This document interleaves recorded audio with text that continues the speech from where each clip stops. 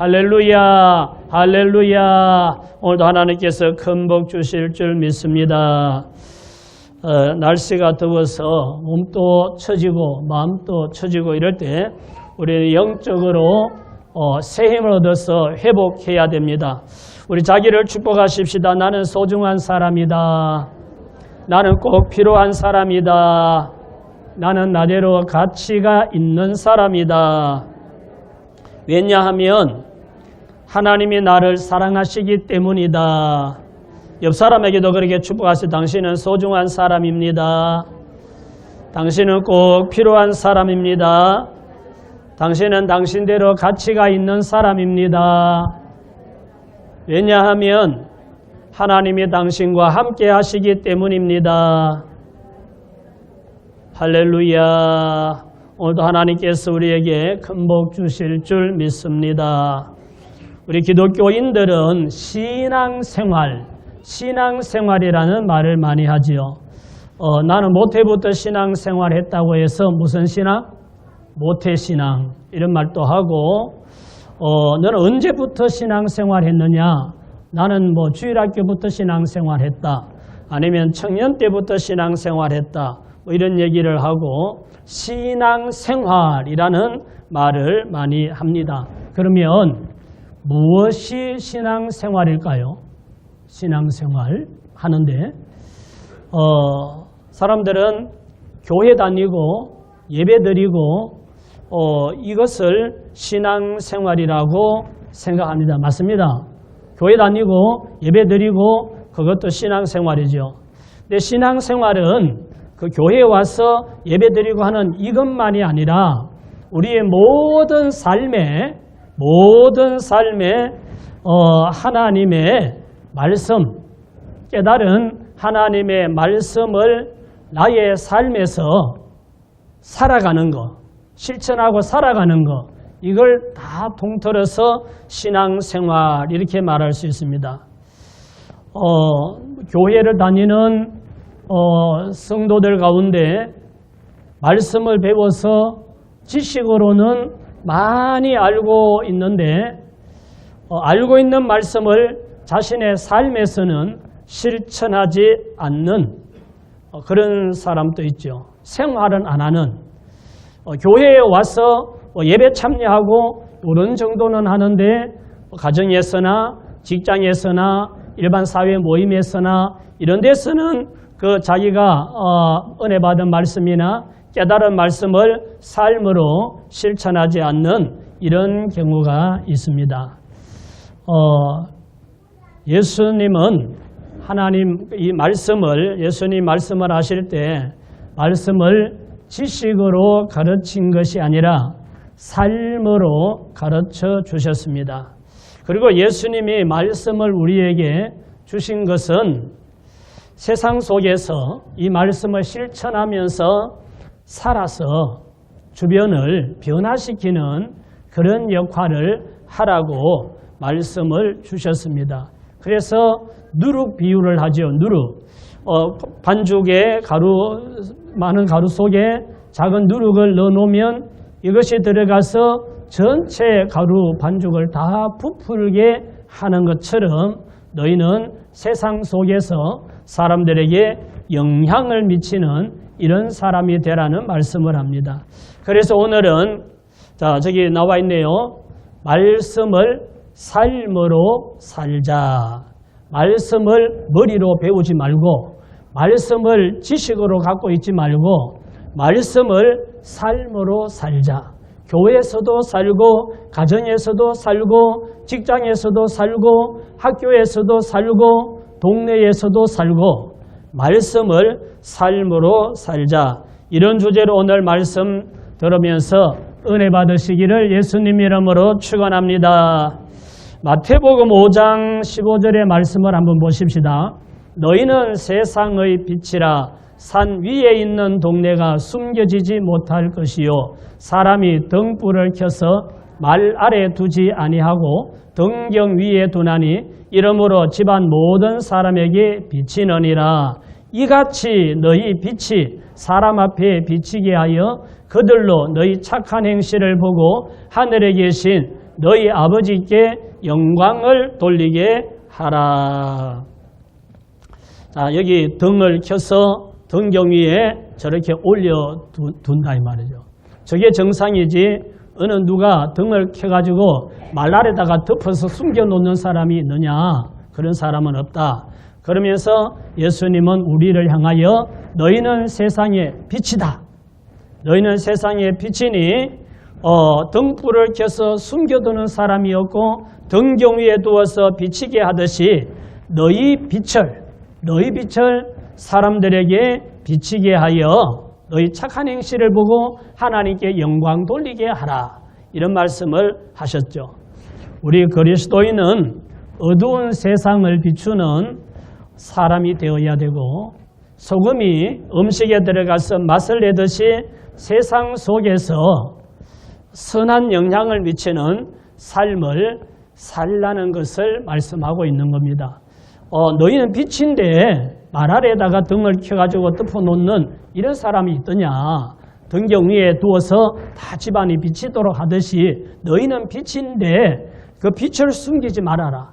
나가서 크든 적든 영향을 미치는 그런 삶을 살아라 라고 말씀하시는 겁니다. 오늘 우리가 함께 읽었던 본문 말씀 빌립보서 4장 4절에서 7절까지에 있는 그 말씀을 중심으로 우리가 말씀을 삶으로 살면 어떻게 살아야 되는지를 한번 살펴보도록 하겠습니다. 자, 빌립보서 4장 4절을 다시 보십시다. 주 안에서 항상 기뻐하라. 내가 다시 말하노니 기뻐하라. 뭐 하라는 거죠? 기뻐하라. 자, 첫 번째는 근심하지 말고 기뻐하라 하는 말씀입니다. 오늘날 세상에 근심 걱정거리가 얼마나 많습니까? 그런데 오늘 말씀은 주 안에서 항상 기뻐하라. 다시 말하노니 기뻐하라고 했습니다. 항상 기뻐하는 사람에게 항상 기뻐하라 이런 말 안 하죠. 안 할 필요가 없으니까 안 해도 기뻐하니까. 그런데 기뻐하지 않고 항상 걱정, 근심하느라고 마음의 기쁨을 잃어버린 그런 사람을 보고 항상 기뻐하라. 근심하지 말고 기뻐하라. 얼굴 찡그리지 말고 좀 웃어라. 이거죠. 예수님을 믿지 않을 때는 세상의 모든 짐을 다 자기가 지고 사느라 근심, 걱정이 많습니다. 그러나 예수님을 주님으로 믿고 주님 안에 있는 사람은 근심하지 말고 기뻐해도 된다. 이런 말이에요. 그래서 너희는 예수 믿지 않느냐? 너희가 빛이지 않느냐? 그러니까 세상 모든 걱정 것이 네가 짊어지고 있지 말고 근심하지 말고 주 안에서 항상 기뻐하라 라고 말씀하시는 겁니다. 말씀은 그런데 실제로 우리가 사는 이 삶에서 살아가는데 근심 걱정할 일들이 많기 때문에 항상 기뻐하기가 어렵죠. 사탄 마귀는 우리에게 늘 걱정, 근심거리를 툭툭 던져줍니다. 그래서 뭔가 좀 편하고 좀 이렇게 정말 기뻐하고 즐거워할 만하면 뭔가 또 생겨서 또 근심거리를 만들어주고 이런 것이 우리의 삶인데 그래서 우리에게는 믿음이 필요한 겁니다. 믿음이 없는 사람은 어떤 문제가 생기고 걱정, 근심거리가 생기면 거기에 빠져서 계속 그걸 생각하고 고민하고 근심하고 염려하고 이러느라고 조금 또 기뻐할 틈이 없지만 믿음이 있으면 믿음으로 그것을 극복할 수가 있는 겁니다. 현실을 바라보면 근심거리가 있지만 그것을 믿음으로 주님께 맡기고 기뻐하면 주님이 그 문제를 해결해 주시고 기뻐할 수 있도록 해 주신다는 거예요. 그래서 저는 하나의 방법을 제가 이제 살면서 터득하고 깨달은 것이 할렐루야를 외치는 거예요. 할렐루야. 한번 여러분 다 따라해 보십시다. 할렐루야. 할렐루야. 이게 할렐루야가 좋은 일이 있을 때, 기쁜 일이 있을 때는 신나니까 할렐루야. 하나님께 영광 돌립니다. 하나님을 찬양합니다. 이러는데 그때만 할렐루야 하면 그러면은 안 좋은 일이 생기고 걱정거리가 생기고 문제가 생길 때는 어떻게 해요? 그러면 또 걱정하고 고민하고 이러면 항상 기뻐하라는 말씀이 안 이루어지잖아요. 그래서 좋은 일이 있고 신나고 좋을 때는 좋아서 할렐루야 하지만 힘들고 어렵고 안 좋은 일이 있을 때도 할렐루야 하는 거죠. 할렐루야, 이기게 해주세요. 할렐루야, 할렐루야 이러면서 하나님께 맡기고 기도하면 그 어려움에 걱정 근심에 깊이 빠져들지 않고 거기서 헤어나올 수가 있어요. 그래서 진짜 할렐루야 하면서 할렐루야 감사합니다. 하나님께 영광 돌리고 기뻐할 수가 있으니까 여러분들도 할렐루야 하면서 기뻐하시기 바랍니다. 걱정 근심거리가 없는 건 아니에요. 늘 있고 사탄 마귀가 자꾸 뭔가를 하나 던져서 우리에게 걱정 근심거리가 생기게 만들지만 거기에 빠져들지 말고 할렐루야 하고 믿음으로 주님께 맡기고 기도하면 그 근심에 빠지지 않고 기뻐할 수가 있는 줄 믿습니다. 베드로전서 5장 7절 말씀 보십시다. 너희 염려를 다 주께 맡기라. 이는 그가 너희를 돌보심이라. 염려를 근심으로 바꿔서 다시 한번 읽읍시다. 너희 근심을 다 주께 맡기라. 이는 그가 너희를 돌보심이라. 할렐루야. 근심을 다 주님께 맡기면 주님이 우리를 돌봐주신다는 거죠. 믿음이 있는 사람은 주님께 맡기고 기뻐할 수 있지만 믿음이 없는 사람은 그 근심거리를 자기가 짊어지고 근심하느라 기뻐할 수가 없는 거죠. 우리 찬송가 가사에 그런 가사가 있잖아요. 무거운 짐을 나 홀로 지고 견디다 못해 쓰러질 때. 무거운 짐을 나 홀로 지고 살아보겠다고 애쓰다 보니까 쓰러져서 일어날 수가 없게 되는 거죠. 그러나 믿음을 가진 사람은 주님께 맡기고 기도할 때 주님이 그 무거운 짐을 들어주시고 우리로 하여금 힘을 내어서 이기고 나갈 수 있도록 은혜를 베풀어 주시는 겁니다. 요한복음 16장 33절입니다. 이것을 너희에게 이르는 것은 너희로 내 안에서 뭘 누려요? 평안을 누리게 하려 함이라. 세상에서는 너희가 뭘 당해요? 환난을 당하나 담대하라. 내가 세상을 이기었노라. 자, 평안을 준다는 것은 불안도 있다는 거예요. 그리고 환난을 당한다는 거예요. 너희가 세상에서 환난을 당하고 근심거리도 있고 문제도 있고 어려움도 있지만 담대해라. 내가 세상을 이겼다. 예수님께서 너희가 세상에서 환난을 당하고 힘들고 어려운 일도 있지만 그런 일을 당할 때 기죽고 거기에 빠져들지 말고 담대하게 나아가라. 내가 세상을 이겼으니 내 안에서 너희가 평안을 누리도록 내가 도와주리라. 이런 말씀이죠. 평안을 잃어버리지 않도록 또 나에게 주시는 기쁨을 빼앗기지 않도록 주님께 맡기고 기도하시기 바랍니다. 신앙생활하는 우리 성도들에게도 근심거리가 생기지만 주님께 다 맡겨버리고 기도하면서 항상 못하더라도 더 많이 기뻐하려고 애쓰시기를 바랍니다. 그래서 말씀이 이루어지는 삶, 내 삶에 말씀이 이루어져서 근심하는 일보다 기뻐하는 일이 더 많도록 내가 근심하는 시간은 짧고 기뻐하는 시간은 더 길어지도록 사는 저와 여러분 되시기를 예수님 이름으로 축원합니다. 두 번째는 빌립보서 4장 5절 보십시다. 너희 관용을 모든 사람에게 알게 하라. 주께서 가까우시니라. 두 번째는 자 같이 읽읍시다. 미워하지 말고 용서하라. 자, 우리가 하나님의 말씀을 삶으로 살아야 될 두 번째 말씀은 너희 관용을 모든 사람에게 알게 하라는 말씀인데 이 말씀은 내게 잘못한 사람을 미워하지 말고 관용, 용서를 베풀라는 말씀입니다. 누군가를 미워하면 뭔가 그 사람이 잘못해서 내가 그 사람을 미워하면 미움받는 그 사람은 몰라요. 자기가 미움받는지도 몰라요. 눈치코치도 없이 자기가 뭘 잘못했는지도 생각도 안 하고 그냥 자기 식대로 잘 살고 있는데 미워하면 미워하는 내가 더 힘들어요. 누굴 미워하면 내가 더 힘들고 내 마음의 기쁨을 잃어버리고 그러기 때문에 용서하라는 거죠. 관용을 베풀어라. 잘못했지만 그에게 관용 베풀고 용서해버려야 네가 힘들지 않고 내 마음의 기쁨이 사라지지 않는다.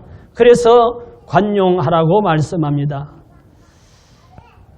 미운 짓을 한 사람은 자기는 별 생각 없이 그냥 말도 불쑥불쑥 해가지고 상처를 주고도 자기는 내가 언제 누구에게 어떤 말을 해서 상처를 주었는지도 모릅니다. 들은 사람만 상처받고 그 말 때문에 속상하고 그 사람 때문에 스트레스 받고 이러는 거죠. 그래서 용서는 그 사람을 위해서가 아니고 나를 위해서, 내가 힘들지 않기 위해서, 내 마음의 기쁨을 잃어버리지 않기 위해서, 내가 평안을 누리기 위해서, 나를 위해서 관용하고 나를 위해서 용서하라는 겁니다. 내게 잘못한 사람을 성경은 원수도 사랑하라고 했는데 정말 원수를 사랑하기는 참 쉽지가 않지요. 나에게 잘못한 사람을 용서하는 거 이게 참 쉽지 않지만 관용하라 그러잖아요. 하나님 말씀이 하라 그러는데 한번 따라 하십시다. 마음 넓은 내가 용서한다. 그렇게 생각하세요. 누가 내게 잘못해서 내가 막 속상하고 너무 기분 나쁘고 막 믿고 그러지만 그 마음을 계속 가지면 내 마음이 계속 힘들고 내 안에 기쁨이 사라지고 평안이 없어지니까 참 저런 인간 내가 용서할 수 없지만 마음 넓은 내가 너 용서한다 하고 틀어버리는 거예요. 그 사람은 자기가 한 거에 대해서 내가 그렇게 속상한지 상처받는지 힘든지도 모르고 살고 있기 때문에 그 사람은 그냥 자기 식대로 사는 거예요. 그러니까 내가 그걸 가지고 있으면 내가 힘드니까 마음 넓은 내가 다 용서한다 하고 마음에서 틀어버리시기 바랍니다. 세상에 마음에 드는 사람만 있으면 살 재미가 있나요? 안 드는 사람도 많죠.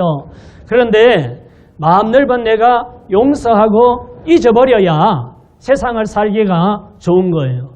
그래서 성경 말씀에 이 말씀을 하고 있는 겁니다. 너희 관용을 모든 사람에게 알게 하라. 예수님은 뭐라 그랬어요? 오른편 뺨을 치면 왼편 뺨도 돌려대라 그랬잖아요. 말씀대로 미움 대신 용서하고 살면 내 마음이 평안하고 항상 기뻐할 수 있게 됩니다. 예수님은 자신을 십자가에 못 박는 그 무리들을 향하여 용서하시잖아요. 서대반 집사는 자기에게 돌을 던져서 자기를 죽이는 그 무리들을 향하여서 용서해달라고 저들이 알지 못해서 이와 같은 일을 하니 주님 저들을 용서해 주세요 하고 기도합니다. 신앙생활은 내게 잘못한 사람을 미워하지 말고 용서하는 삶을 사는 거라고 말씀하고 있습니다.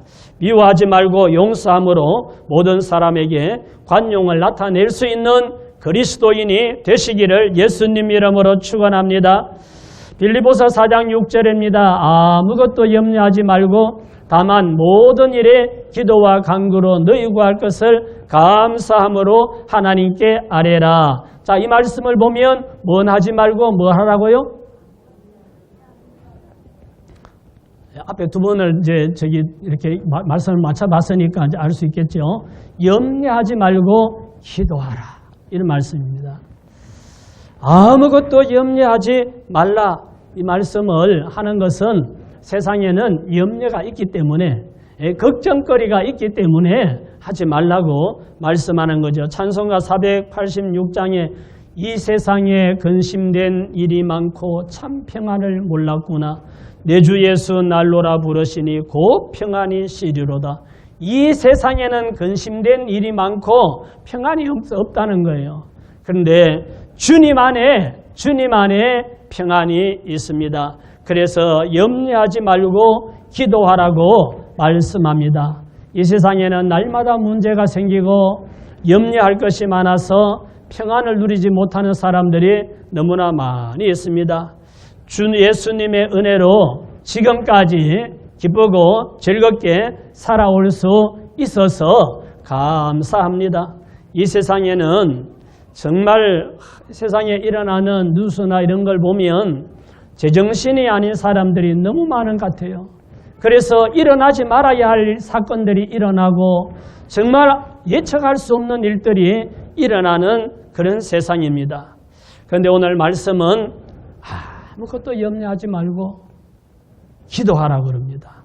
염려할 거리가 쌓여 있지만 염려의 늪에 빠져서 허우되지 말고 모든 일에 기도와 간구로 감사함으로 하나님께 아뢰면 하나님께서 그 기도를 들으시고 도와주신다 그랬습니다. 염려할 일이 생겼을 때 이 말씀을 믿고 감사하며 기도해서 그 염려를 물리치는 삶을 살아가는 것, 이거의 신앙생활이라는 거예요. 예수 믿는데 무슨 염려할 일이 생기고 이랬다고 해서 머리 싸매고 이러고 고민하고 염려하고 이러고 있으면 이거는 뭐 안 믿는 사람이나 똑같으니까 그러지 말고 주님께 맡기고 감사함으로 기도하고 기쁨으로 살면 문제는 주님이 해결해 주시고 우리는 기쁨을 잃어버리지 않는 삶을 살 수가 있는 거죠. 염려 대신에 기도해야 되는데 오히려 기도 대신에 염려하는 성도들이 많이 있습니다. 복음성가 가사에 그런 가사가 있죠. 기도할 수 있는데 왜 염려하십니까? 기도하면서 왜 염려하십니까? 그러잖아요. 진짜 이 가사처럼 기도하지 않고 염려하기 때문에 또는 기도하면서도 염려하기 때문에 그 염려에서 벗어나지를 못하는 거예요. 마태복음 6장 34절입니다. 같이 읽읍시다. 그러므로 내일 일을 위하여 염려하지 말라. 내일 일은 내일이 염려할 것이요 한날의 괴로움은 그날로 족하니라. 아멘. 사람들은 오지도 않은 내일 일을 염려하고 오늘의 힘든 일, 괴로웠던 일을 생각하면서 밤에 편히 잠을 못 자고 낮에 있었던 그 힘들었던 일, 속상했던 일, 스트레스 받았던 일, 그걸 생각하느라고 그날 밤이 돼 잠도 못 자고 밤새 그걸 생각하고 이러는 사람이 있고 아직 오지도 않은 일들, 그것 때문에 고민하고 염려하느라고 얼굴 피고 웃고 즐겁게 살지 못하는 이런 사람들이 있다는 겁니다. 그런데 오늘 예수님 말씀은 내일 일은 누가 염려한다고요? 내일이 염려한다잖아요. 내일이. 내일 일은 내일이 염려할 것이니 네가 미리 염려하지 말고 한날의 괴로움은 그날로 잊어버려라. 한날의 괴로움은 그날로 족하니라 하는 말은 오늘 속상한 일이 있었고 어려운 일이 있었고 뭐 안 좋은 일이 있었어도 그거 오늘로 그냥 끝내버리고 잊어버리고 자꾸 끌고 가지 말라는 거예요. 내일은 또 새로운 내일이 올 것이니까 그렇게 살라고 말씀합니다. 염려한다고 문제가 해결되지도 않는데 염려하지 말고 하나님께 다 맡기고 기도하면 하나님께서 다 알아서 잘 정리해 주시고 조절해 주시고 해결해 주시고 은혜 베풀어 주신다. 할렐루야. 우리가 그런 말 하잖아요. 이래도 한 세상 저래도 한 세상. 이래도 한 세상 저래도 한 세상인데 정말 너무 내가 모든 걸 붙들고 실험하지 말고 주님께 맡기고 기도하면서 하루하루 감사하고 기뻐하고 즐거워하고 또 잘못한 사람은 용서하고 그러고 사시기 바랍니다. 염려하지 말고 기도함으로 하나님의 은혜와 평강을 누리시기를 예수님 이름으로 축원합니다. 빌립보서 4장 7절입니다. 그러하면 모든 지각에 뛰어난 하나님의 평강이 그리스도 예수 안에서 너희 마음과 생각을 지키시리라. 네 번째는 하나님의 평강을 주신다 그랬습니다. 근심하지 말고 기뻐하고 미워하지 말고 용서하고 염려하지 말고 기도하면 그렇게 살면 하나님의 평강이 예수 안에서 너희 마음과 생각을 지켜주신다 그랬어요. 신앙생활은 근본적으로 생각을 바꾸고 삶의 방식을 바꾸는 겁니다. 사람들은 육신을 위해 살 때 영혼을 위해 사는 것이 신앙생활입니다. 사람들은 저기 덥다고 바닷가로 물가로 놀러 갈 때 교회 와서 예배드리고 말씀 듣고 기도하고 찬양하는 것, 이게 신앙생활이에요.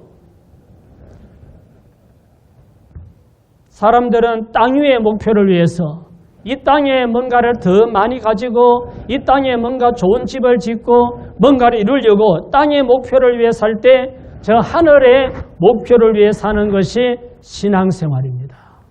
여러분은 한번 생각해 보세요. 내가 하늘의 목표를 위해 사는가? 땅의 목표를 위해 사는가? 뭘 더 많이 더 크게 뭘 하려고 하고 살고 있지는 않는가? 사람들은 잘 먹고 잘 입고 잘 살려고 노력할 때 하나님의 영광을 위해 더 많이 베풀고 살려고 노력하는 것, 이게 신앙생활입니다. 사람들은 문제 앞에서 한숨 쉬고 불평하고 원망할 때 문제 앞에서도 감사하고 기도하고 기뻐할 수 있는 것, 이것이 신앙생활입니다. 그러니까 우리가 신앙생활을 말로는 신앙생활이라 하고 있는데 정말 내가 신앙생활을 하고 있는지 하나님 말씀 앞에서 자기의 믿음을 점검해 볼 필요가 있습니다. 사람들은 육신을 위해 살 때 나는 영혼을 위해 산다면 신앙생활 하는 겁니다. 사람들은 땅의 목표를 위해 살 때 나는 하늘의 목표를 위해 산다면 신앙생활 잘 하고 있는 겁니다. 사람들은 잘 먹고 잘 입고 잘 살려고 노력할 때 나는 하나님 영광을 위해 살려고 내가 희생하고 또 내가 베풀고 산다면 신앙생활 잘하고 있는 겁니다. 사람들은 문제 앞에서 한숨 쉬고 원망 불평하는데 나는 문제를 만나도 감사하고 기도하고 기뻐한다면 신앙생활 정말 잘하고 있는 거예요.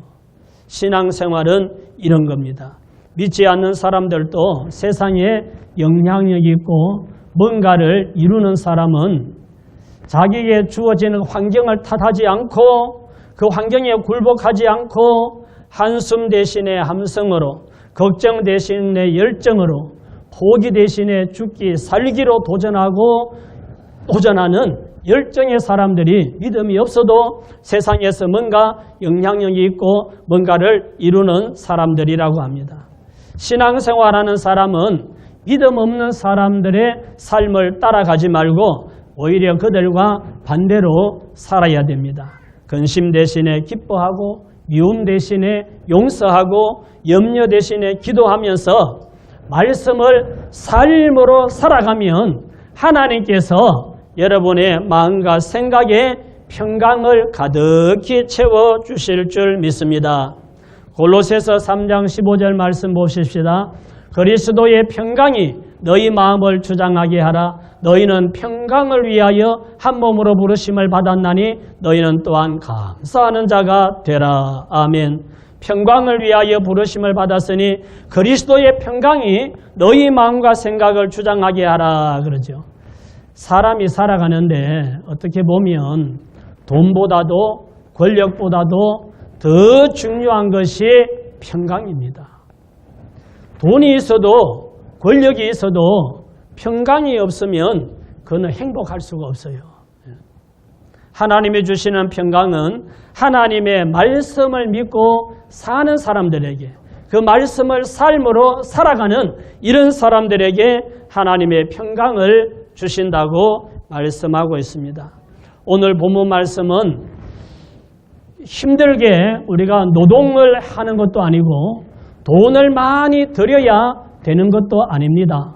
마음만 먹으면 할 수 있는 거예요.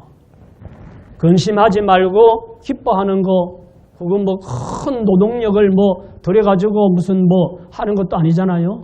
그거 하는데 돈을 많이 투자해야 되는 것도 아니잖아요.